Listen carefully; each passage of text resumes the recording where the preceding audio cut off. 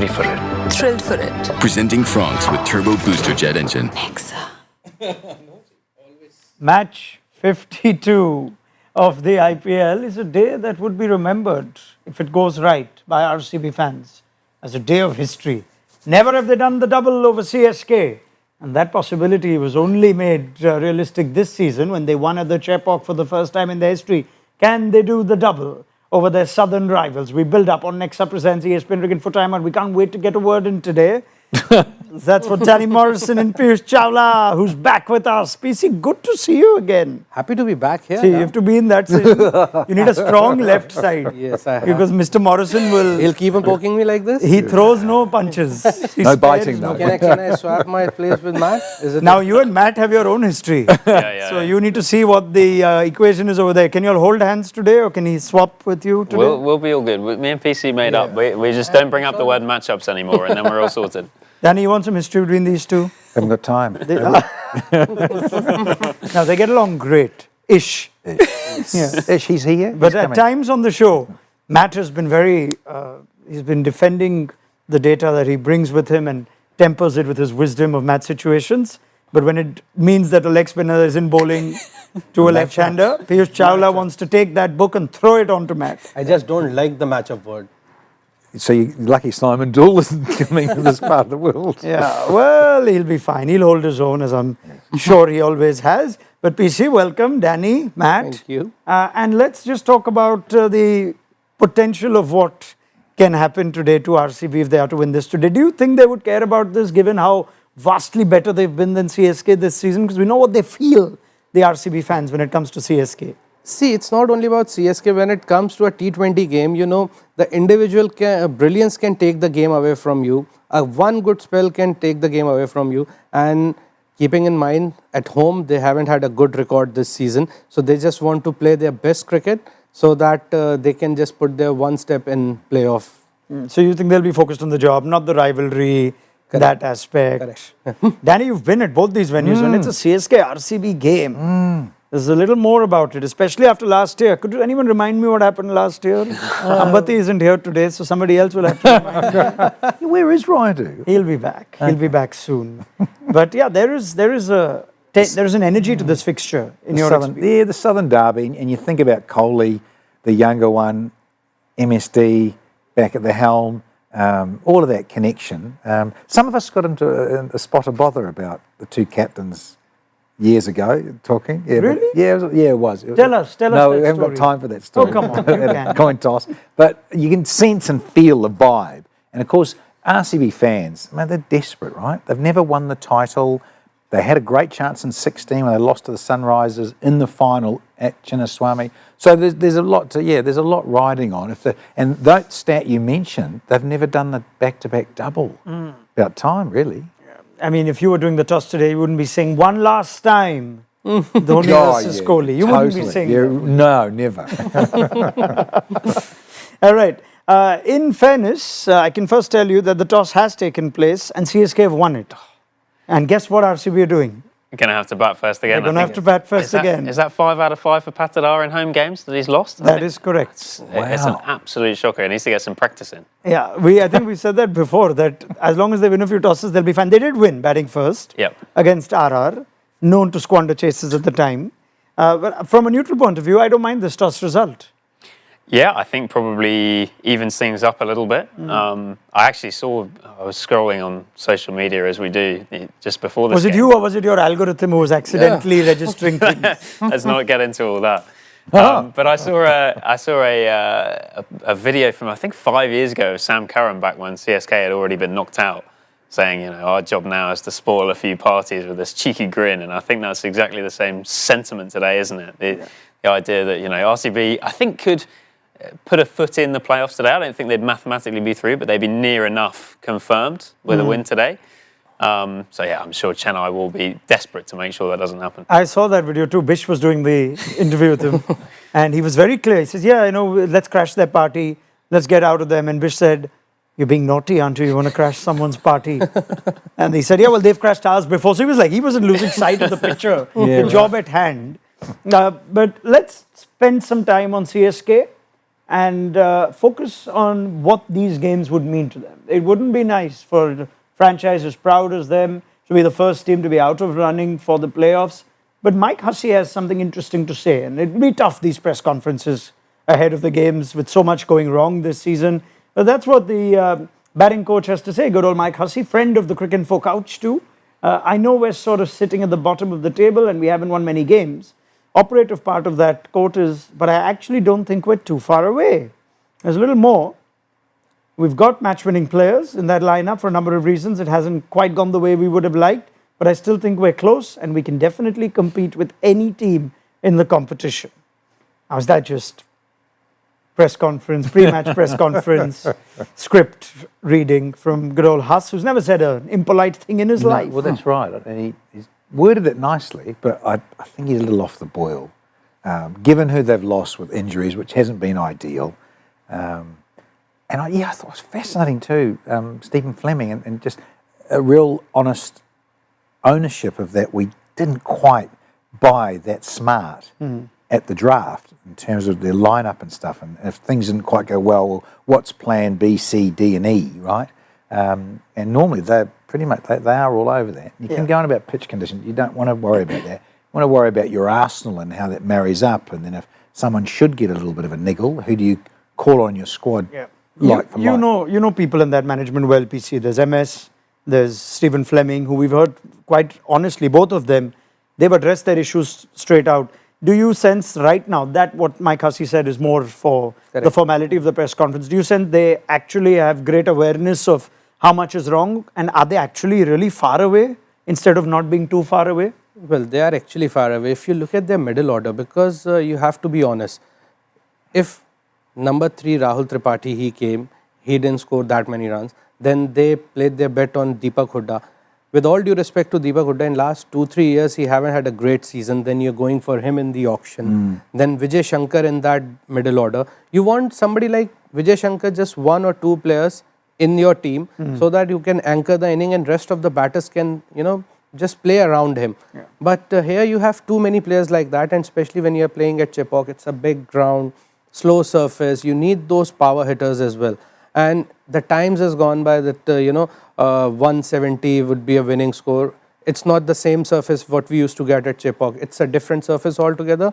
So power score is like 190, 200. And whenever teams score more than 180, CSK struggle to chase that. So they have to look forward in so many things from here on now to build a team for next 3, 4, 5 years. Yeah, I mean, the result of those names you mentioned not performing was Sam Curran getting a promotion and Jadeja getting a promotion, and they've been batting 3 and 4. Devil Brevis is now being given number 5. So Dubey has suddenly gone from being the number 4 spin hitter to the number 6 finisher, which it seems like when they're trying to solve one problem, there's another one that opens up in its place. Yeah, I actually think Dubey has been one of the biggest disappointments this year, he's actually their leading run scorer, which surprised me, but in particular the fact he just has not been anywhere near as destructive against spin as we've seen. That's his whole thing for the past auction cycle.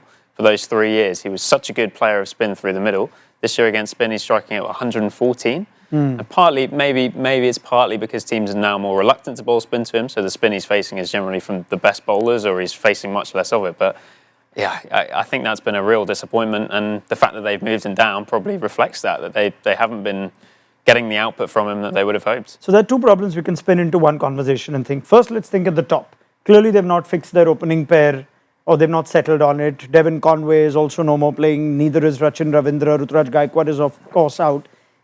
They're going to go with Mhatre and Sheikh Rashid. But we're still not seeing that impact innings from them that Priyansh Arya has shown, that Vaibhav Suryavanshi has shown. So is that still the plan that you want to stick with? Well, Ayush Mhatre has shown a lot of glimpse of those in short cameos of 30, 40 runs. And he's somebody who comes from Bombay. The players from Bombay, they know how to build those innings and play because it comes into your blood automatically. So I feel he will get better with the time, and he has shown that what he's capable of, the kind of shots he has in his arsenal, and he can really play those good shots and get those boundaries. We have the best example of somebody like Shubman and Sai Sudarshan. They just play cricketing shots and they make sure the scoreboard is still running at 11, 10 runs per over. So Ayush Mhatre has that capability. Sheikh Rashid, I'm still not sure about him. So they might have to look for somebody. Maybe once Rituraj is fit in next year and he'll be back in the top of the order, because he's one of the best batter around in batting in top of the order. They'll also be, I'm sure, making notes about foreign players, who they've got right, who they've got wrong. And I'm surprised that they'd actually be putting Conway and Rachin Ravindra, the two Kiwis, in perhaps the uncertain box. Is there a way for them to continue to be a big part of CSK, or have they already been crossed off for you? And there again lies a coach that's from that part of the world, right? You only have to look at Ricky Ponti and the Aussie connection. So I understand that from Stephen Fleming's point of view. And also Rachin was a great ploy to say, look, here's a talent, and what he did in that World Cup in late 23. So yeah, he's have still you got an opinion on, sorry Danny, but have you got an opinion on why Rachin isn't the consistent T20 batter that he is, or at least the impactful T20 batter that he is, ODI batter? And is there any limitation to his six-hitting ability? He can develop that. I just think he prefers 50 over, where he can take a bit longer. And I don't think he's naturally a massive six-hitting guy. But then you mentioned the two at the top for the Titans, Shubhas and Sudarshan. Every time you say Shubhas. Shubhas, they're graceful and they're more along the carpet, right? But they too can hit sixes. I think you're thinking about Rahane, he's developed that a bit. So's Shreyas. They've hit more sixes. Kohli did for a little bit, doesn't have to. But when they want to, I think Rachin's a work in progress. He's still very young in that. I think we discussed this fours versus sixes point very early. First, Stephen Fleming, in his own words, was grumpy about it, then has now reflected on it when it's just not gone right. Are either of those two batters still part of the plan, and can they still take the Titans as inspiration by saying, yeah, we can still hit fours and someone else can hit sixes? Yeah, I don't think that they've necessarily been playing sort of, I know there's been a lot of narrative about outdated T20 cricket. I don't think it's necessarily outdated. I think they've played a style that they think will suit them and that has suited them over a number of years, and GT have proved that there is still room for it if everyone's in form. The problem is the form hasn't been there, and they also lost arguably their best batter to injury early in the season in Rituraj. I'd be surprised, given Conway's sort of overall returns in the last 18 months, if he stays for next year. Ravindra, I think, could definitely still be part of it as a young guy. But yeah, I mean, something we've spoken about a few times is just the number of different players they've used. I think 21 this season, the most in the league. And RCB are at the complete opposite end with 16, which is very much a role reversal. It's a lot of years. Yeah. Last word on you on this, PC, but especially with Conway, who at one point we thought was the perfect successor to Faf. And he came at base price, and he had such a good partnership with Rutu. Now, Rachin cost them 4 crore. He was right. The RTM card was used for him. Conway 625. You also have to start thinking small auction. What quality are we going to get? So what do we do with these two Kiwis? Well, I think if they look back what they've done right earlier, not this season, maybe the season before and before that. So Rutu and Conway really worked well for them. So if they want to go back to him, because I know Chennai is a kind of team who don't think too much about, releasing their players and get new players in. And in small auction, you're not going to get the quality as you mentioned. So they have to work it around that way, but definitely in middle order, they need some batters. Okay. Because if you see the middle order, as I mentioned earlier also, that's a problem for them. Because your top order is not going to fire all the time. So sometimes middle order needs to take that responsibility. Last 2 years, Shivam Dube was taking that responsibility, scoring at a strike rate of 170, 180 and getting those big runs. He was getting some 2, 3, 4 50s here and there. And that didn't happen this year. That's why they struggled in the middle order as well. Yeah. So Shivam Dube, I feel, will be there. And the other batters around him, they need to make sure if they can release them, and don't want to be harsh, but they might get better players than them in the auction. Yeah, I mean, Karan Jadeja, Brevis and Deepak Hooda do not strike you as long-term plans. Well, together. Brevis, yes, for sure, because he has got age on his side. Then Shivam Dube, obviously they heavily invested on him, and once odd season can within. And Jadeja, you don't see him coming at number 5, number 6. He's somebody's number 7 player who get to play those 10, 12 balls and get you those 20, 25 runs, and he will bowl for those 4 overs for you. But Hooda, for sure, he's not there in my books as well. Okay, let me see if he's in the books today. Let's confirm the teams. CSK, what are you looking to do with your remaining 4 games? Are you giving some of those players you haven't yet seen this season a go? No, you aren't. Same team as the one that went down to the Punjab Kings at the Chepauk a few days back. So no room for anybody else. We can assume this is the bowling first 11. So Shivam Dubey will come in as a batting option later on, which means R. Ashwin continues to warm the bench. I'll come to that conversation again, perhaps a little bit later. CSK unchanged. RCB, we've heard some news coming through from the Chinnaswamy, and it's quite significant news. Josh Hazlewood is not playing this one. Not sure if it's due to being rested or a little niggle or a precaution. But Lungi Ngidi will play his first game of the IPL. That's big. Yeah, it is. It's his debut for them. Also had a bizarre time of it in the IPL because I think he's been with DC for the whole of the last auction cycle and didn't play a single game. He's only ever played for actually today's opponent, CSK, in IPL. The other bit of interest there is that Salt isn't back, which is a bit of a surprise given it was just an illness. I actually saw him the day after that game in Delhi wandering around the hotel with one of those medical masks on, so it's clearly something that's relatively concerning, but yeah, he's clearly not quite ready to go. It clearly wasn't infectious or viral. Well, I hope not. You haven't carried it, and hopefully you haven't. Yeah. Mola, what are you doing here? If Danny starts coughing on his way back tonight, on his long flight, we'll know there. Hazelwood's been in top form though. Is Ngidi like for like? I suppose so, and he may, you're right, we're surmising, but he might have a bit of a niggle, and it's not a bad thing. Have a little bit of a break, and yeah, they're doing all right. You want to keep winning though, don't you? That's the other hard thing, and you're thinking about the playoffs and trying to cement in there and keep on a bit of a roll. But I understand. He's had some niggles. Tall Tim is a big man, 6'5", and he's had some niggles over the years, so probably has a nice little break. I mean, they've lost the toss as well here, and Hazelwood has won them games. Literally, he has pulled that last chase back, and it's important for them to still keep winning. You know, you have to aim top 2 if you're RCB now, not just top 4. No. And they are in a situation to finish in top because the amount of games they have in their hand, they're sitting pretty at a point table, so they want to finish in top 2.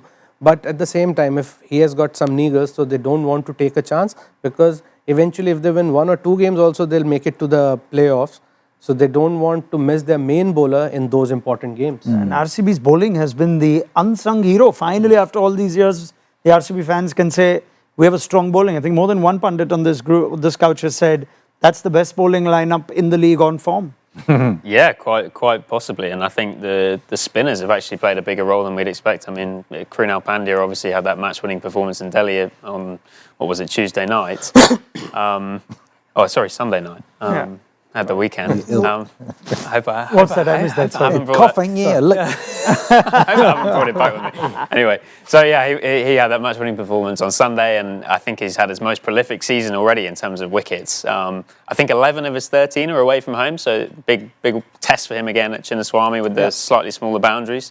But yeah, he's been an unsung hero, I think. Yeah, that last game was the first time he got wickets at the Chinnaswamy, Krunal Pandya. But, you know, let's talk a little bit more about spin. PC is back with us as well, and there's a story on how spin has actually outperformed pace in the middle overs. Matt, what have you got? Yeah, our stats guys are doing these regular comparisons through the season and have said that in the first 50 games of the 2 years, of the 2 different seasons, I should say, so 24 and 25, we've seen spin, particularly in the middle overs, play a bigger role, taking a lot more wickets. This is a comparison of after 50 games of the season, and the wickets column for me is the thing that really stands out there. Way more wickets this year for spinners in the middle overs. And overall, there's been a slightly higher proportion of spin overs bowled as well. I think maybe that's something to do with pitches a little bit and dry conditions. We've maybe not seen dew play such a big role.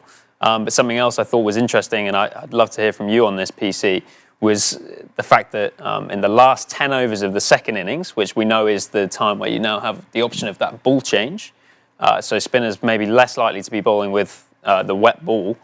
You can see this year, this is comparing across the whole season, so we've already had more wickets taken by spinners in the final 10 overs of matches than we did in the whole of last year, and they've bowled as many overs. So that tells me more that captains, in the last 10. Yeah, so captains are willing now to take what might otherwise or previously have been perceived as a gamble and say, actually, we're going to back Khan Sharma, for example, in that MI game at Delhi to win us the game in the last 10. Well, it definitely plays a big role, because if you see, any bowler for that matter wants to bowl with a dry ball, and you can't really predict where it's going to be, where it's not going to be, but if you see the weather also this year, generally, so I'm coming from Delhi, so generally in Feb you don't have your fans on. But this year, your fans were on in Feb. So it means it's getting more hotter, and Delhi already is touching almost 45 degrees. So all the venues where it's hot, so pitch are dry, no matter how much you roll, how much you water it, but eventually it gets dry and it helps the spinners eventually. Yeah, you do know what a fan is.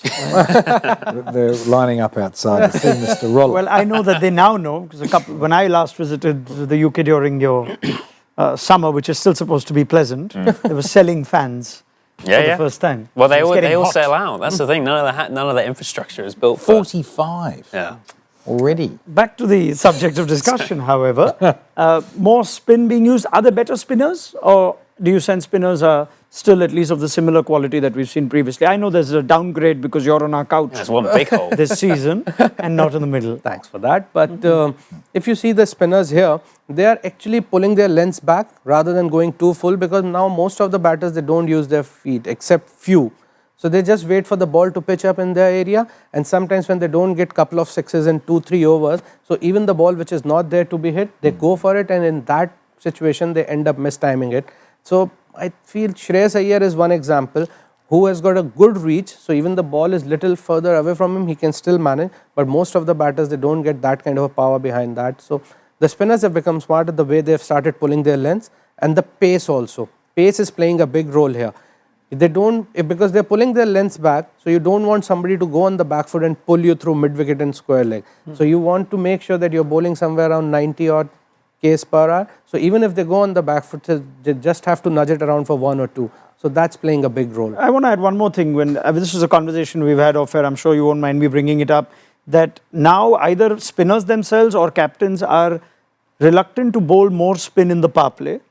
And is that a result of just how you're lining up with the impact sub with more pace options? And therefore, because spinners aren't bowling much in the power play, and you used to bowl in the power play, and a lot of other spinners bowled in the power play, and now they're not. How much of a role is that playing? Because you have the extra option of a fast bowler with the impact sub, and then there are a lot of players who, if there is one Indian who's opening the innings, so they pretend as a captain, they think that they play spinners really well, and then spinners can go for plenty. And if you want to really bowl a spinner, you have to have that kind of experience to bowl in the power play, because it's not an easy job to do, or number 1 or 2 over, because that is, I feel in T20 cricket is the easiest over to bowl. So you can use your spinner there at. Okay, are we going to see more spin? Spinner still alive, Danny Morrison, in this format? They said it was going to be the death of it, didn't they? And that's what you laugh about, really, when you think about how many are specialists that bowl with the new ball around the globe, and then those who are mystery. Everyone loves a wristy, mate. You get that right, so hard to hit them and straight up. So I think it's been fabulous. I've loved it for bowling anyway. I know the game's moved and it's evolved and changed, and as PC was saying, you're bowling outside, and being able to grip the ball makes a big difference with less dew. But I just think, yeah, spin, it'll always be there, because we kept laughed about this. The pace bowlers have almost turned into spinners at times, right? You've got to have half a dozen slower balls options to take pace. And the spinners are bowling bouncers. Yeah, right. Rolls reverse. And in spite of us going on and on about why Chahal doesn't bowl and why Sai Kishore doesn't bowl, those numbers are there. So you guys are actually not necessarily contributing to the death of spin. Yeah, maybe not. Well, I actually do always think that there's some kind of a bias in terms of how we look at captains' decisions on this front, where I think if a spinner gets hit for 20 plus and an over, people will blame the captain, whereas if a seamer does, then they'll blame the bowler.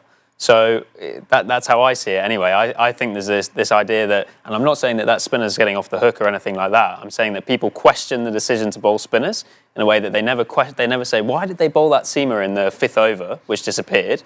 But if a spinner does it, then they get the decision to bowl them gets criticised. I have a feeling you two are going to agree on this point. I'm always agree with Matt on any point. Isn't that so true? When he just said it, I just felt it. We don't go as hard on a captain bowling a seamer. And it comes to a simple point that you've mentioned many times, that even the seamers are going for runs. So, see, number 5th, as I mentioned, number 1 and 2 over is the easiest to bowl in T20 cricket. So, number 5th and 6th over is the most difficult over, because the batters are said they're looking to maximize the power play. So you can try with the spinner, but then in that case, spinner has to be brave enough not to go for defensive option then, because any which way you're going for run, so you rather go for wicket, try to contain the batter, because that's the only way now you can really contain the batsman. Yeah, fast bowlers have just done this PR for so many years, haven't they? Where they just protect. They keep going, oh, it's the batter's game, batter's game. We have nothing going our way, It's the whatever captain's rule fault. changes come. Captain's fault, whatnot, yeah? That's what you guys have got going for you. Anyway, I can tell you that one spinner with an X factor, one of the few positives for CSK, Noor Ahmed, while his form may have actually tapered off a little bit, today the Chinnaswamy is going to be bowling to RCB, and Rajat Patidar, from the news that we're gathering from Bengaluru, was actually facing up to a left-arm wrist spinner in the nets. That is quite unique. Well, that can really do with the form, because last few games he didn't get that many. When you're going through a good run and you're getting those runs, you don't really think I have to play Noor or I have to play Yuzvendra. You just want to go out there and express yourself. When the things are not going your way, he started off the season pretty well, but after that he struggled to get runs, and he's one of the mainstay in that middle order, because who can really take on against the spinners, but that's not really working out for him at the moment. So that could be the reason he might have called a couple of wrist spinners, left arm wrist spinners, and just to face them. Do we have lots of left-arm wrist spinners in the country, PC? Well, now a lot of guys are becoming left arm wrist spinners, because they know they have that edge when it comes to, you know, picking up in your state team or then going forward in IPL and for India. So there are a lot of left arm spinners who are becoming wrist spinners now. Good. What do we got on Patidar against the CSK spinners in particular? No Ashwin this season? Well, he did really well in that game at Chepauk. I think was 30 off 19 against spin, and that was his half century right at the beginning of the competition. Obviously, the form has tapered away a little bit. He got run out at the bowler's end a couple of in the Delhi game, direct hit. Karun Nair. It was a bad call actually from Patidar, but yeah, I think he's still one of the most destructive players against spin, is my sense out of the sort of middle order players in the league. I think he's one of the best six hitters, and particularly at Chinnaswamy, I think you generally back yourself to clear that boundary. Okay, well, let's go, shall we? The game's almost set to get underway, thankfully on time. A little bit of chat around the weather, but we don't need to worry about that, not for now at least.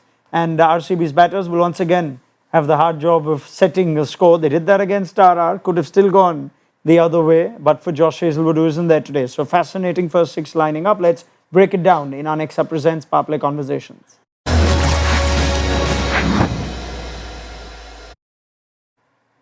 Okay, so CSK in the Powerplay is something that they've also questioned whether they're having the sort of impact. But Khalil Ahmed's been pretty good, Danny Morrison. And Anshul Kamboj is being tried. He doesn't get more than a couple of overs very often, though. How would you like to see CSK operate with the quicks that they do have? And there is still Patidar who will only show up tomorrow morning. I know, and he could, right? I mean, the thing is, at Chepauk, and I was there, and just trying, it was just go-to was all, and if you slightly miss it, well, you know you disappear.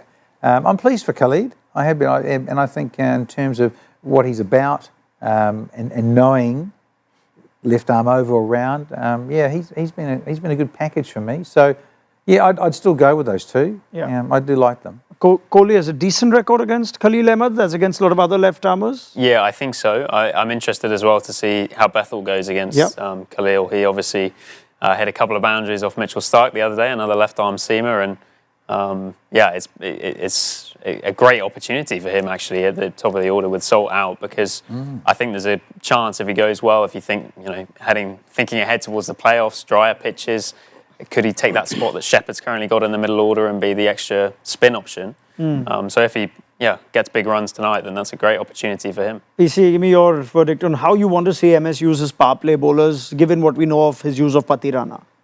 Well, Patidar is not in the best of the form, to be very honest. So you want to pick a couple of wickets up front, and Khalil has been brilliant, as you mentioned. Anshul Kamboj, I would love to see him bowling at least 2 overs, because he had a brilliant domestic season and he has picked up so many wickets no matter which format of the game. And last 2 days it was raining heavily. So might be the pitch will be a bit sticky. So it will help the faster bowlers, and maybe 1 odd over from the spinner just to see whether there's a spin because of the stickness in the wicket. So, but 2 overs for sure from Khalil and Anshul Kamboj. Okay, well, curious to see how they operate. Sam Curran is also there as an option. But power play wickets have been a problem for CSK outside of Khalil Ahmed. Prediction time. I think you'll have seen a couple of balls now, so you'll have plenty of intelligence. Go on, Matt. I'll go with a middling 180. 180 for Matt Roller. PC? Couple of ball looks good. I'll go 190. 190. I can tell you forecasters loaded up and it says 199 now after 2 balls. So 199. Really? And RCB did get a decent score last time they had to bat first. Mr. Roller, you've gone 180. Did you? 190. 190. How about 185? All right. Beauty. Danny, that fence isn't big enough for you. I'm going 199 again. Whoa, you're going with forecaster. Is it 199? Yeah, Okay. let's give it some. Let's see where this game stands. I'm reluctant to make any prediction today Go for on, some. what do you got for us? You know what? I want the league to be interesting. And I'd like for CSK to do their part. So you're saying 160? I'm saying 169. I'll give them 9 more. If I say 170 plus, then CSK don't chase that. And all that. So I'll say 169. All right, let's see where we stand at the end of the RCB innings. Thank you very much to Danny Morrison, Piyush Chawla and Matt Roller. Conversation after the first innings. They've already got 8 or 4. 179 on Next Up presents ESPN Riggin for timeout. See you then.